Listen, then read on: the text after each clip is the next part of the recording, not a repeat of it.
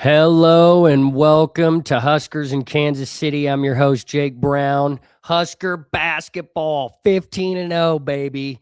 Getting the W in a close one over Ohio State, 72-69. My goodness, we keep rolling, baby. Don't know if you guys saw, but we are now 10th in the AP Top 25 poll that was released today. That was before the game started.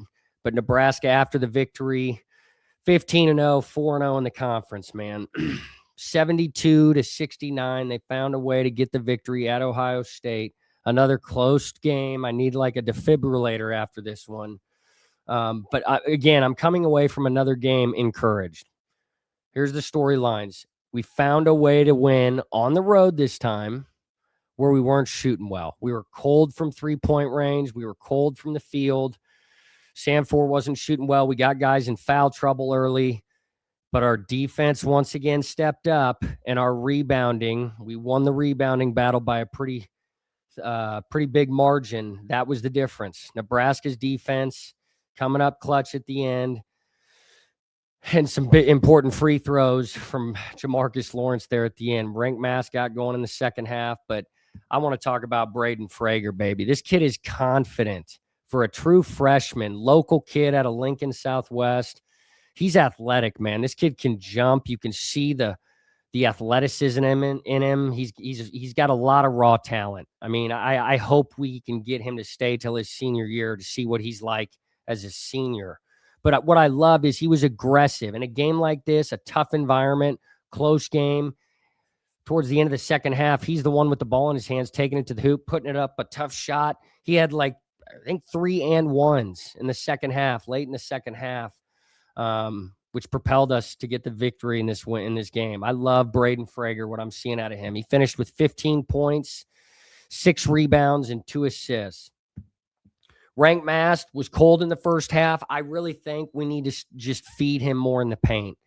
He started to do that more in the second half. We'd get it out to him, above the 3-point line. He'd back down his defender, and put up a 5 to 8 foot jumper, hook shot, whatever. I love that shot with him. I trust it. It's a high percentage, but I think overall, throughout the course of a game, I know he can hit threes. I know he's a good passer, so we utilize him in a lot of ways on the offense, but we need to feed Rank Mast inside.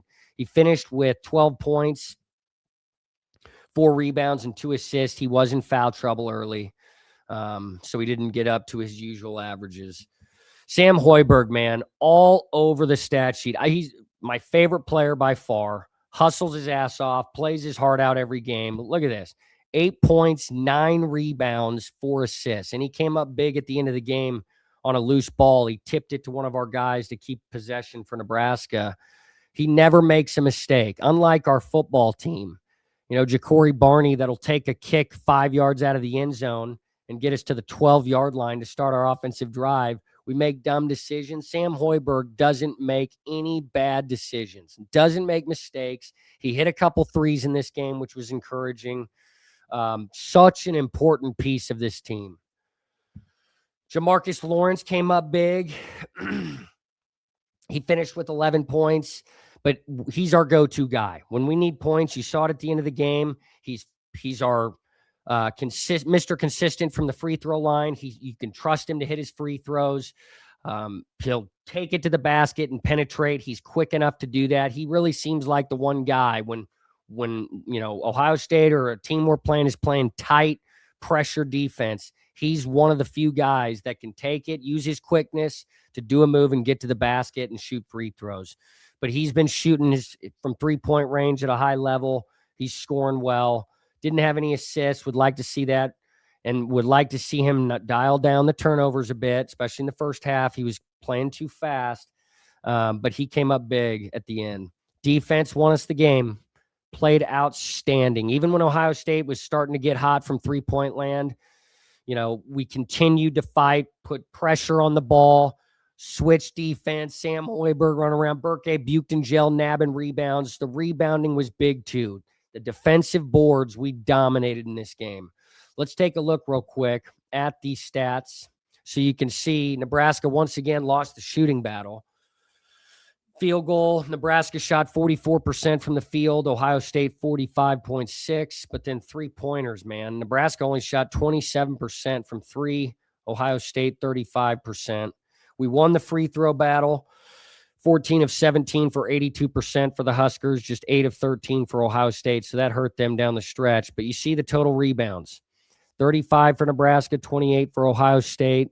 8 offensive boards for Nebraska was huge, getting us second chance points, getting to the line at the end of the game. Turnovers, Nebraska had 10, Ohio State had 8. That's unusual for us. We were turning it over too much in the first half, buttoning it up in the second half. But you see, once again, we lost the shooting battle, and we still won the basketball game. John Mobley was heating it up. 22 points. He was the leading scorer for Ohio State. Bruce Thornton, 16 points, 5 rebounds. Devin Royal had 14, 6 and 2. Next game's at Indiana this Saturday.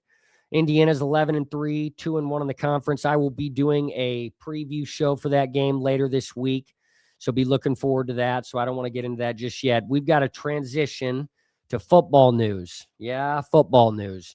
We got a couple big signings yesterday. Kenny Minchey, guys. Kenny Minchey is going to be our starting quarterback. 2 years of eligibility remaining. He committed and signed yesterday. You see, he's a 4-star transfer prospect. He was also a highly touted 4-star coming out of high school. 169th overall, 14th best quarterback coming out of Hendersonville, Tennessee. And then in the transfer portal, he's 54th overall, 12th best quarterback. But I really like what I see from this kid. I think he's going to be our QB1. I think, he gives us a good shot to be competitive in a schedule that's going to be daunting. But we'll see.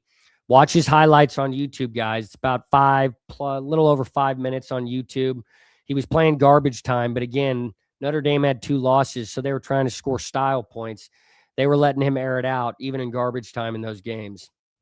You'll see the accuracy. You'll see his mobility in the pocket. He's not a dual threat run first guy, but he can certainly run.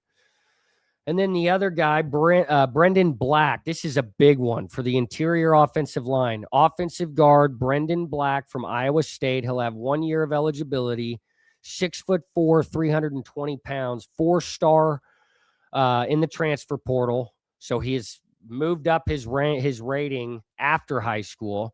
But he was rated the 3rd best interior offensive lineman in the portal, 66th overall. So 2 4-star signings right out of the gate. That's what we want to see from Matt Rule. Go to work, baby. Now we just got to keep getting some offensive and defensive linemen. So let's look at the upcoming visits, you guys. Upcoming visits. So first things first, Anthony Jones from UCLA. Now, I don't like this kid because he's bounced around so much. He's already been at 4 different Big Ten schools. He started at Oregon, then Indiana, then Michigan State, and then this past season at UCLA. Doesn't have great stats either. 6'5", 265-pound edge, but highly talented kid coming out of high school. So he'll be visiting. Horace Lockett from UCF, a big defensive tackle, 6'6", 355 pounds, 3-star in the transfer portal. I like it. He's a big body to get on the defensive line, on the interior. That's what we need. Bodies. Here's another one from Kansas State, Malcolm Alcorn Crowder, defensive tackle, 6'6", 305 pounds. He'll have 1 year of eligibility, 3-star transfer prospect. Another big body. Stats didn't jump off the sheet, but I think these are depth pieces. And then Tree Babalede, odd name, man.